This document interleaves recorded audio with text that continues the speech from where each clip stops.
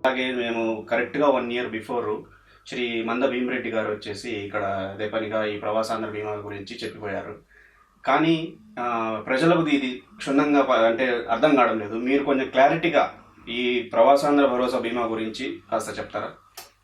ఇది గత ప్రభుత్వం ఏదైతే ఉందో తెలుగుదేశం హయాంలో కూడా ఇదే విధంగా వాళ్ళు చాలా చోట్ల ఇట్లాంటి కార్యక్రమాలు చేశారు, అవగాహన సదస్సులు పెట్టారు.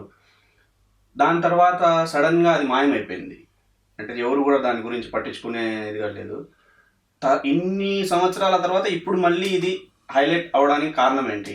అంటే ఇప్పుడు జనాల్లో ఎలా ఉందంటే పబ్లిక్ టాక్ అదేదో ఎల్ఐసి ఇన్సూరెన్స్ లాంటిదే, ఒక ఇన్సూరెన్స్ కంపెనీ ఏదో మూతపడిపోయే ప్రమాదం ఉంది, దానివల్లనే వీళ్ళంతా హడావిడి చేస్తున్నారు ఇప్పుడు కువైట్లో, బహ్రెయిన్లో, ఖతర్లో అనేది ప్రజల్లో ఒక ఇది ఉందన్నమాట, అపోహ.